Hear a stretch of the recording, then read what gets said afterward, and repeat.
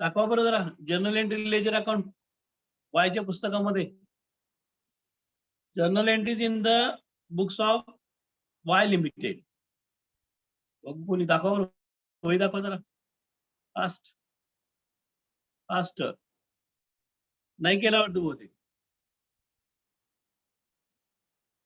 Yes, कोण आहे? हा, Jagtap. Very good good good. Pallavi Jagtap. Very good, nice. Next Abhishek Basme. Very good. Jadhav, Jagtap, Pallavi, Abhishek Basme. अजून कोणी नाही? भोसले संध्या नाही, श्रद्धा शिंदे नाही, हा, वैष्णवी जगताप नाही, पल्लवी जगताप आहे. बाकी कोणी? वैष्णवी नाही केलं. अभिषेक झाले. हा, Vaishnav. Okay okay okay. Shinde, Shraddha, Bhosale, Varute नाही झालं. करणं गरजेचं आहे. ज्या त्या वेळेला हे करत जा. आता आपल्याला बघा, एक लक्ष द्या सर्वांनी. आपण पाहत आहे शेअर लिमिटेडचा प्रॉब्लेम घेतलेला आहे. परचेस प्राइस काढलेली आहे. Journal entries in the books of X limited, ledger account in the books of X limited झालेला आहे. आता आपल्याला हे बघायचं आहे, journal entries in the books of Y limited आणि journal entries in the books of ledger account in the books of Y limited, आणि त्यानंतर ओपनिंग एंट्रीज आणि हे बघायचं आहे. आता हे बघितलेलं आपण पहिल्यांदा सर्वांनी. जर्नल एंट्रीज बघितले एक्सच्या. लेजर अकाउंट 4 आहेत. किती आहेत लेजर अकाउंट एकूण? लेजर अकाउंट किती आहेत? 4 आहेत. रिअलायझेशन अकाउंट, नवीन कंपनी अकाउंट, जेड कंपनी म्हणजे नवीन कंपनी अकाउंट, आणि share holder account. So there are 4 ledger account, minimum 4 ledger account. It will be increase. आता आपल्याला journal entries in the books of Y limited, Y limited मध्ये journal entry करायची आहे. मी एकदा पुन्हा सांगतो तुम्हाला. आता वाय लिमिटेड जर्नल एंट्री करत असताना पहिल्यांदा जे असेट्स आहेत ते असेट रिअलायझेशनला ट्रान्सफर करायचे, आणि ज्या लायबिलिटीज असतील घेतलेल्या त्या लायबिलिटीज आपण रिअलायझेशनच्या क्रेडिटला ट्रान्सफर करायच्या. या 2 गोष्टी पहिल्या करायच्या. म्हणून आपल्याला पहिल्यांदा असेट बघा. असेट किती आहेत? टोटल असेट किती आहेत? 15 lakh sir. 15 lakh. Very good. 15 lakh रुपये असेट आहेत कुणाच्या? या वाय लिमिटेडच्या. आणि म्हणून 15 लाख रुपये account transfer. Realisation account debit to sundry asset account 15 lakh. Being all assets are taken over by Z company. आता लायबिलिटीज बघा. सेक्युर्ड लोन आहे, अनसिक्युर्ड लोन आहे, क्रेडिटर्स आहे, बिल्स पेयर. हे 4 लायबिलिटीज आहेत. 4 लायबिलिटी घेतलेली आहेत. सांगा सेक्युर्ड लोन किती आहे? Secured loan 1,50,000. 1,50,000. आणि अनसिक्युर्ड 50,000. 50,000. क्रेडिटर्स 60,000. 60. पुढं बिल्स पेएबल 40,000. अशा पद्धतीने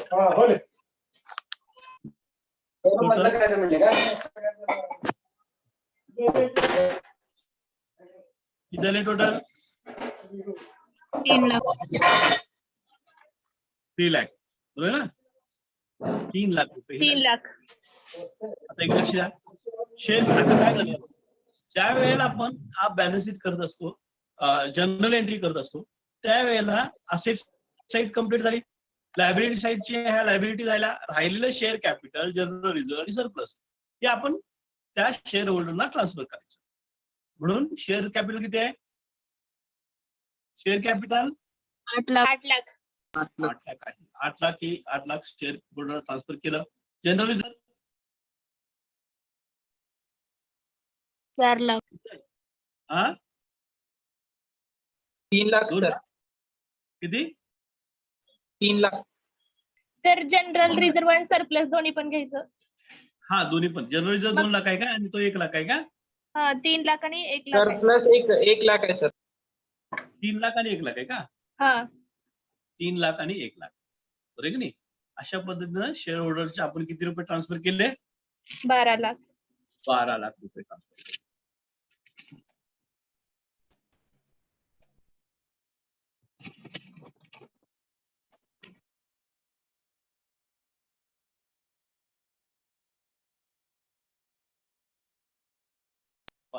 शेअर कॅपिटल सुद्धा आलं त्याच्यामध्ये.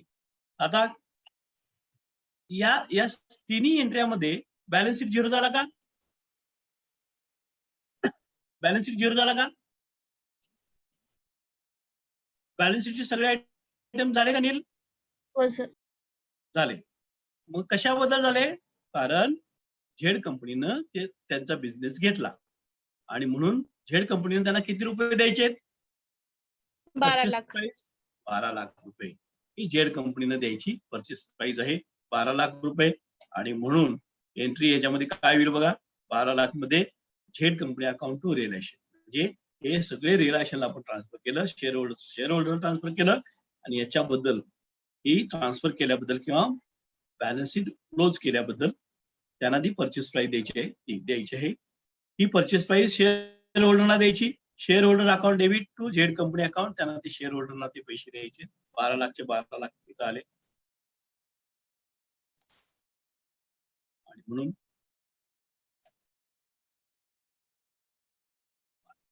being purchase price paid in इथं किती येणार? 1,20,000 शेअर, 1,20,000 इक्विटी शेअर्स ऑफ ₹10 अशी बात. अशा ह्या 5 जर्नल एंट्री अतिशय महत्वाची आहेत. आता ह्याच्यामध्ये काही बदल होतील ते पुढच्या कॉलम मध्ये. समजलं का सर्वांना? अरे समजलं का? समजलं का? हो सर. आता एक लेजर अकाउंट बघा. Ledger account, realisation account. Ledger account करत असताना या रिअलायशन अकाउंटला जर्नल एंट्री प्रमाणेच हे रिअलायशन अकाउंटचे असेट जे आहेत 15 लाखाचे asset, land and building, plant and machinery, furniture, patent, investment, stock, डेटर, बँक, हे 15 लाख. हे सगळेचे सगळे असेट तुम्ही ट्रान्सफर केले. लायबिलिटी बघा, या 3 लायबिलिटी आहेत, 4 लायबिलिटी. चारीच्या चारी लायबिलिटी तुम्ही इथं या रिलेशन अकाउंटला इकडे क्रेडिट साईडला आहे का? चारीच्या चारी. आणि त्यांना परचेस प्राइस दिली 12 लाख. अशा पद्धतीने हे एकूण 15 लाख रुपये close realisation account. Z company realisation account इथं जे आहे परचेस प्राइस देणं आहे 12 लाख, ती द्यायची शेअर मध्ये, हे अकाउंट क्लोज झालं. अशा पद्धतीने हे झेड कंपनीचं रिलेशन. स्क्रीनशॉट घेत जावं बरं का. झालं? आता शेवटचे 2 अकाउंट, शेअर होल्डर अकाउंट बघा. शेअर होल्डरला त्यांचे जे शेअर कॅपिटल रिझर्व्ह सरप्लस हे तिन्ही त्यांना दिले 12 लाखाचे. त्यांना शेअर कॅपिटलचं हे त्याच्या बदल्यामध्ये ही परचेस प्राइस 12 लाख मिळाली to Z company purchase price. PP म्हणजे परचेस प्राइस. बँक बॅलन्स आहे 90,000, तो ट्रान्सफर केला रिअलायशन अकाउंटचा, कारण त्या रिअलायशन अकाउंटच्या डेबिटला इथं तुमचं बँक आहे, ही बँक इथं आहे, म्हणजे रिअलायशन अकाउंट बँक अकाउंटच्या क्रेडिटला हे रिअलायशन जातं इथं 90,000 ट्रान्सफर, एक क्लोज झालं. अशा पद्धतीने हे जर्नल एंट्री आणि लेजर अकाउंट जे आहेत दोन्ही पुस्तकामध्ये तुम्हाला करता आल्या पाहिजे. ओके. आता आपण नवीन पुस्तक, नवीन कंपनीच्या पुस्तकामध्ये म्हणजे Z limited journal entries in the books of opening entries म्हणतो आपण. झेड लिमिटेड नवीन कंपनीच्या कसं येईल बघा. Business purchase account. आज झेड कंपनी काय करलेली आहे? बिझनेस घ्यायला आलाय. कोणाकोणाचे बिझनेस घ्यायला आले? कुणाचा बिझनेस घेतलाय? एक्स आणि वाय. Y company. एक्स आणि वाय त्यांनी लिक्विडेटर म्हणजे विसर्जक, म्हणजे जे बंद करणार आहेत कंपन्या. लिक्विडेटर एक्स लिमिटेडचा बिझनेस आहे, त्याची परचेस प्राइस 7 लाख आहे. लिक्विडेटर वाय ची परचेस प्राइस आहे 12 लाख. एकूण त्यांनी जो खरेदी केलेला बिझनेस, दोन्ही बिझनेस खरेदी केले, ते किती रुपयाला केले? 19 लाखाला केले. म्हणून business purchase account debit 19 lakh to liquidator X limited, 7 lakh to liquidator Y limited, 12 lakh. Being purchase price due 19 lakh रुपये त्यांना द्यायचे. कुणाला? या दोन कंपनीला. कसे? आता बघा पुढं.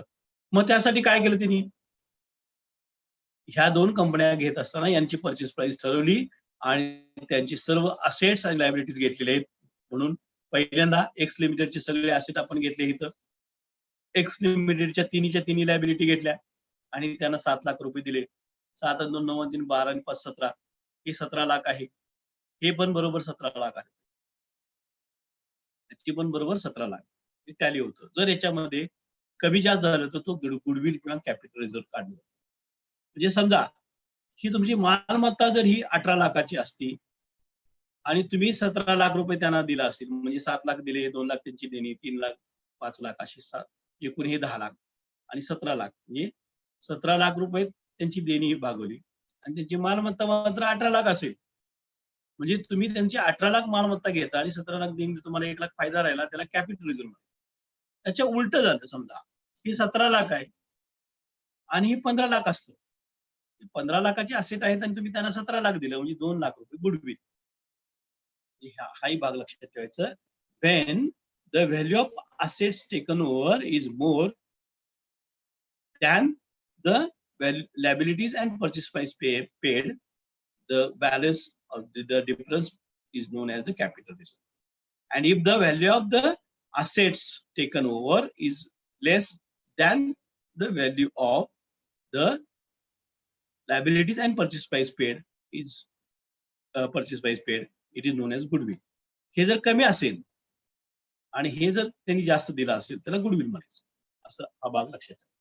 जर्नल एंट्री ही एक्स लिमिटेडची जशी एंट्री केली जर्नल एंट्री, तशीच जर्नल एंट्री वाय लिमिटेडची.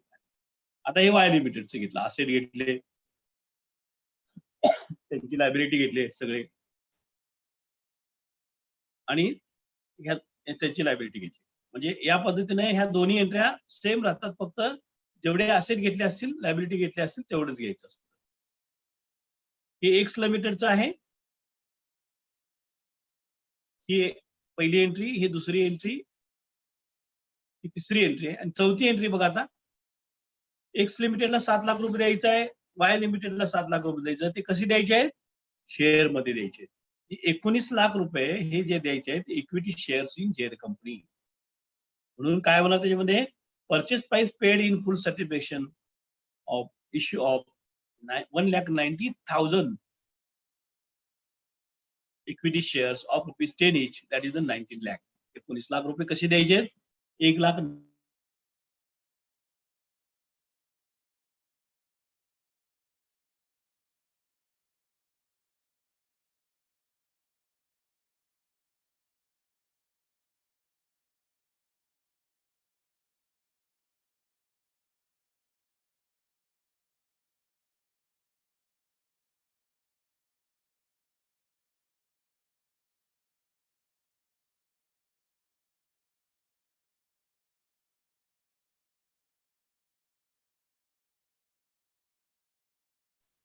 तर आवाज येत नाहीये तुमचा.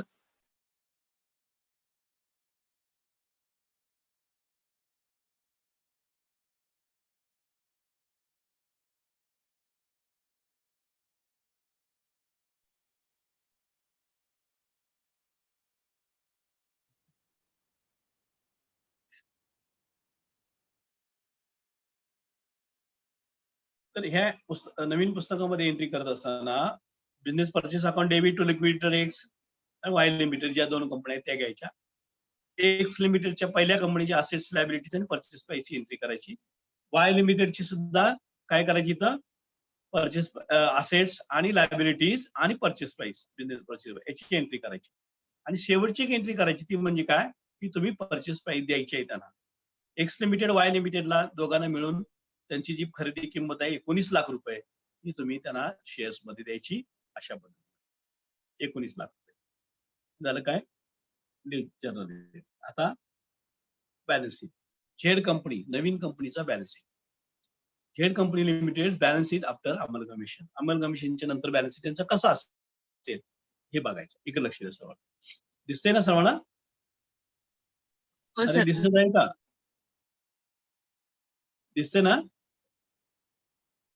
हो सर. हा, बॅलन्स शीट बघा. आता हे जे आहे शेअर कॅपिटल, ह्या झेड कंपनी लिमिटेडची शेअर कॅपिटल किती आहे? 19 लाख. 1,90,000 झाले ते. 1,90,000, 10 रुपयाला एक शेअर, 19 लाख रुपये. आता ही शेअर कॅपिटल झाल्यानंतर झेड कंपनीनं एक्स लिमिटेडचे जेवढ्या लायबिलिटीज किंवा काय घेतला असेल, रिझर्व्ह वगैरे ज्या लायबिलिटी असतील त्या सगळ्या इकडे घ्यायच्या. आणि झेड कंपनीनं एक्स आणि वायच्या जेवढे असेट घेतले ते इकडे घ्यायचे, दोन्ही मिळून. एक लक्ष द्या. झेड कंपनीनं हे शेअर कॅपिटल घेतलं. जनरल रिझर्व्ह सरप्लस कॅपिटल वगैरे ते घेतलं नाही, रिझर्व्ह वगैरे. ते रिझर्व्ह कुणाला ट्रान्सफर केलं? शेअर कॅपिटल जुने सगळे शेअर होल्डरला त्यांचं त्यांना ट्रान्सफर केलंय. त्याच्या बदल्यामध्ये शेअर कॅपिटल दिलेलं आहे परचेस प्राइस जमा. ही लायबिलिटी डेव्हलपमेंट रिझर्व्ह लायबिलिटी फक्त एक्सची आहे 50,000 म्हणून 50,000 घेतलं. क्रेडिटर्स बघा एक्स लिमिटेडचे किती आहेत? 30,000 आहेत. वाय लिमिटेडचे 60,000 आहेत. दोन्ही मिळून 90,000. म्हणजे एकूण क्रेडिटर्स एक्स आणि वायचे 90,000. त्यानंतर बिल्स पेएबल एक्सचे 20,000 आहेत. वायचे 40,000 आहेत. दोन्ही मिळून किती झाले? 60,000. सेक्युअर लोन वायचे 150 आहेत आणि सॉरी एक्सचे 150 आहेत आणि वायचे 50 आहेत. ते चुकून वाय झाले. दोन्ही मिळून 2 लाख. अशा पद्धतीनं ही एकूण जर तुम्ही लायबिलिटी बघितलं 23 लाख रुपये.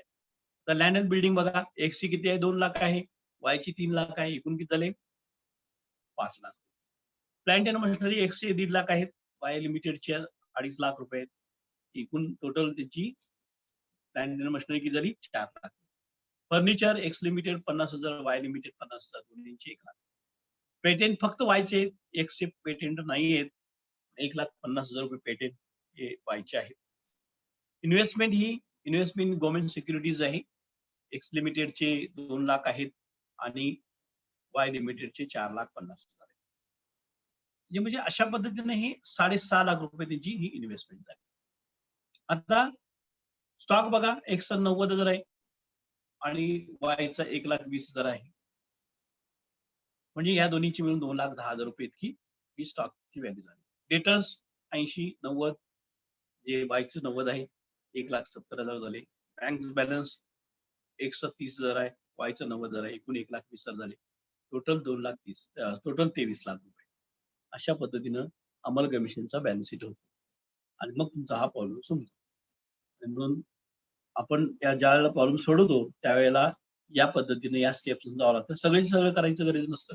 काही वेळेला फक्त एखाद्या कंपनीची जर्नल एंट्री आणि मग नवीन कंपनीचा बॅलन्स शीट आणि तुम्हाला जर्नल एंट्री विचारले जातात. काही वेळेला फक्त नवीन कंपनीचे जर्नल एंट्री बॅलन्स शीट करा म्हणतील, परचेस प्राइस काढून काही सांगतील. पण आपल्या स्टेप्स काय? अमलगमिशनचा ज्या वेळेला आपण प्रॉब्लेम सोडवतो त्यावेळेला अमलगमिशनच्या प्रॉब्लेम मध्ये पहिल्यांदा परचेस प्राइस काढली पाहिजे. Purchase price will be calculated by 3 methods. कोणत्या 3 पद्धती आहेत परचेस प्राइस काढण्याच्या? परचेस प्राइसच्या मेथड सांगा बरं. Lump sum method, net asset method, net payment method. Very good. 3 पद्धतीनुसार जी पद्धत सांगितली असेल त्या पद्धतीनं तुम्हाला परचेस प्राइस चुकता कामा नये. परचेस प्राइस चुकली तर संपूर्ण प्रॉब्लेम तुम्हाला शेवटपर्यंत प्रॉब्लेम चुकीचा होतो आणि 0 मार्क मिळण्याची शक्यता असते. म्हणून परचेस प्राइस व्यवस्थित काढायची पहिली step. Second step journal entries करायचे असतात आपल्याला. Journal entries in the books of old companies. There are 2 old companies that will be merged, that will be come together and form the new company. So that old companies existence will be vanish. They will dissolve. They will be liquidated. So their journal entries will be passed. त्यांच्या journal entries तुम्ही तयार करायच्या. त्यानंतर त्यांचं ledger account, minimum 4 ledger accounts are there. That is realisation account तुम्हाला इथे दिलेलं आहे. कोणत्या आहेत त्या? 4 लेजर अकाउंट आहेत की ज्याच्यामध्ये तुम्हाला हे रिलेशन अकाउंट, नवीन कंपनी अकाउंट आणि शेअर होल्डर अकाउंट आणि बँक अकाउंट. याच्यापेक्षा अजून काही तुम्हाला अकाउंट त्याच्यामध्ये हे होते. ते जर्नल एंट्रीज आणि 4 लेजर अकाउंट तुम्हाला करायचं आहे आणि त्याच्यानंतर मग तुम्हाला नवीन ओपनिंग एंट्री ज्या आहेत नवीन कंपनीच्या त्याच्यामध्ये तुम्हाला ह्या ओपनिंग एंट्रीज करायच्या आहेत आणि त्यानंतर मग तुम्हाला अमलगमिशनचा हा बॅलन्स शीट करायचा. अशा पद्धतीनं अमलगमिशन मध्ये तुम्हाला प्रॉब्लेम सोडवायचे आहेत. समजलं का सर्वांना? सर हा, काय अडचण आहे का? नाही सर. काय अडचण आहे? हा, काय अडचण आहे का तुम्हाला? नाही. नाही. तुम्हाला काय स्क्रीनशॉट नाही घेतला असेल तर घ्या लवकर. 19-20 ची दाखवा सर स्लाइड. कोणती पाहिजे? 19. 19-20. ठीक आहे. हा 19 ची हो घे. हो सर. हा